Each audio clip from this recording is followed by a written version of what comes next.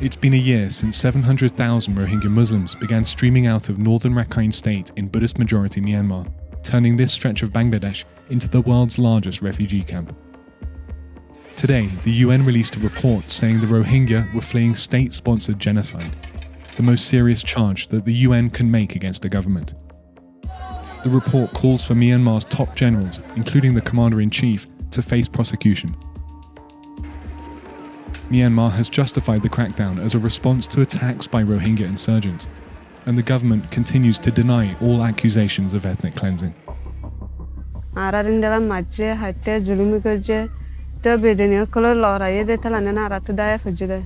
Rosina says she was 16 when the soldiers came to her village. They burned homes, tortured and executed the men, and raped the women. She asked to cover her face with a veil and to use a different name. The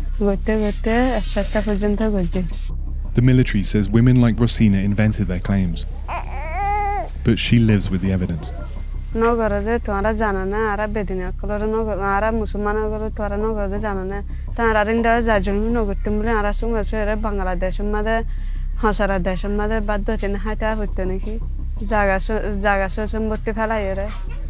Rosina fled to the camps with members of her family, relying on limited aid and surviving monsoons and disease outbreaks. Now a 17-year-old single mother, she faces an additional hardship. Her relatives have refused to accept her child.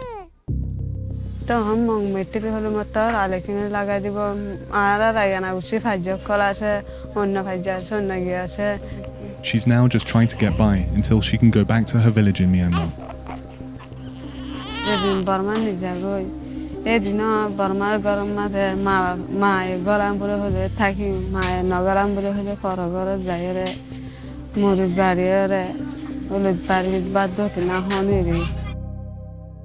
Here, refugees live in overcrowded conditions in an already overpopulated country, and Bangladesh is eager to find a long-term solution. In May, the UN secretly brokered a deal between Myanmar and Bangladesh to pave the way for the Rohingya to return.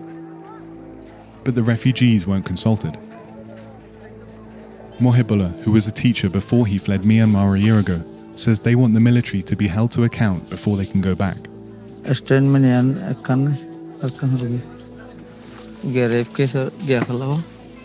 He and his volunteers have been gathering data, images, and eyewitness testimonies in hopes of building a case for the International Criminal Court. How many cases do you know about of rape?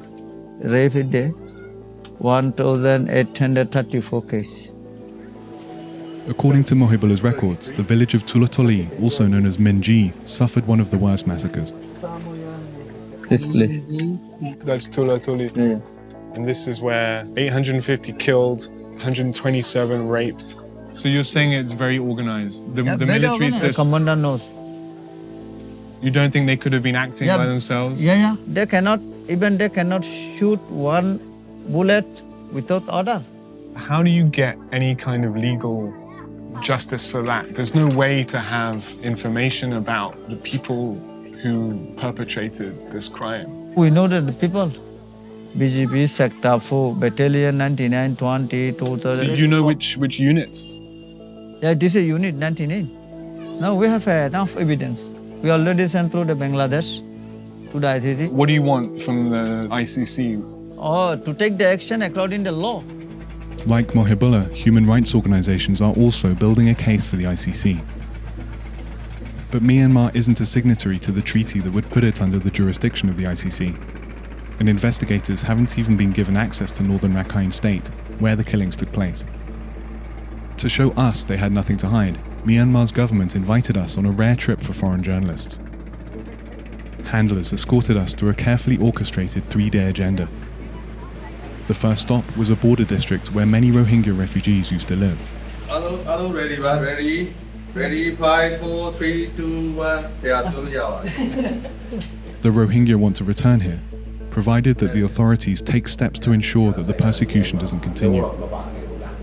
But right now, this official, an administrator for a district where mass killings took place, won't admit anything like that happened at all. What's your response to claims that there was a deliberate strategy to push the Muslim residents of this area. ဆရာဒီလိုကျွန်တော်တို့ဒီမွတ်စလင်တွေအများကြီးထွက်သွားတယ်ပေါ့ထွက်သွားတယ်ဆိုတော့ဘာကြောင့်လဲတော့မသိဘူးဆရာထားပါတော့နော်အဲ့ဒီလူမျိုးပုံမှာဆရာဘယ်လိုမျိုးဆရာပြောချင်လဲရှိပါဘူးသူကြောင်းကြတဲ့ကိုကြောင်းကြတဲ့ပြောရရှိတာ Did you see villages being burned? ရွာတွေပဲမီးရှို့နေတာတော့မီးလောင်တာတော့ဆရာမြင်ခဲ့လားမြင်လေကျွန်တော်ဒီရုံးပါရှိတယ်ဗျာရွာကြီးရောက်နေရှိ When we managed to get away from our handlers and convoy, we saw why the Rohingya feel they have little to return to. So we just drove past a site that looked like it used to be a village. We're just going to walk in and see if we can get close to it. These are all places that used to be houses here, but they've been completely destroyed. There's nobody here at all. One of the things we heard about with Rohingya villages in this part of Rakhine State was that they were burned down to make sure that the Rohingya didn't come back. So you can actually see here in the corner, there's ripped up pages of the Quran, so this is definitely what used to be a mosque.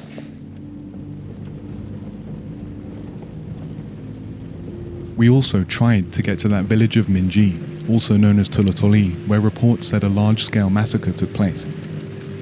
So our contacts in the refugee camps in Bangladesh have just sent us over WhatsApp a map of the village of Tulatoli, where they say this massacre took place. They've actually drawn the site of where the mass grave is containing the bodies of those that were killed. We were able to find the crossroads for the village, but our driver refused to turn. So it's Minji? Yeah. Minji? The handler came back for us when he saw us stop. Okay. So that's the turn off for Minji. 이거 메인이라 그래 민지야 뭐 어떻게 맞지 메인이 over there. It's really important that we go there. We'd really like to see it, and it's a place that we've asked for repeatedly. So this time we have no time. Are they hiding something in this place? Is there something they don't want us to see? Nobody go there. Nobody goes there. I know that. Why does nobody go there? I don't know exactly, but that's why we want to go there, because nobody's been. That's a place that is important for us. But this trip we are not suddenly changed to plan. We were unable to reach the alleged mass graves, just like other outside observers.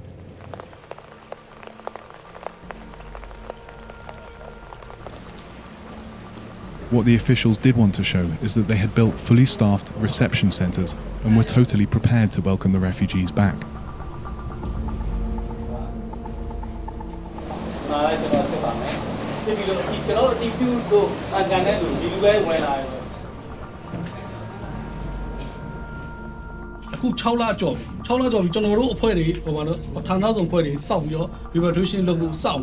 The UN has repeatedly criticised Myanmar authorities for failing to ensure conditions are safe for the Rohingya. But immigration officials say it's not their fault that the refugees haven't returned. Can you guys understand why they might not want to come back? I mean, this place, it looks like a prison camp, and it's run by the same people that they accuse of persecuting and killing them in the first place.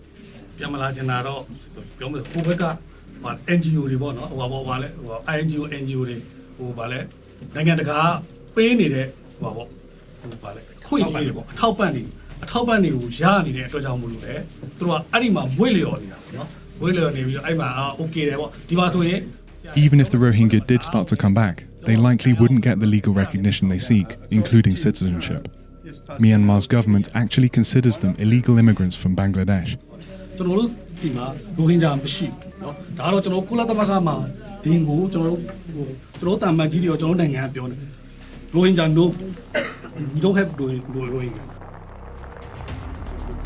With Myanmar refusing to acknowledge wrongdoing or the existence of the Rohingya ethnic group, the refugees' future remains uncertain. This is no man's land, a strip on the edge of Myanmar's border with Bangladesh. The 5,000 Rohingya living here would likely be the first to be returned, since they're within Myanmar's boundaries. They know that the government has said they can return, but they remain in limbo, unwilling to leave the country, but too fearful to go back to their villages. Do any of you guys speak English? We think it's still not safe for us. You're afraid of the military? Yeah. Why? It's still not in action against the perpetrator. What kind of action? It's according to law, international law. So many people have been killed.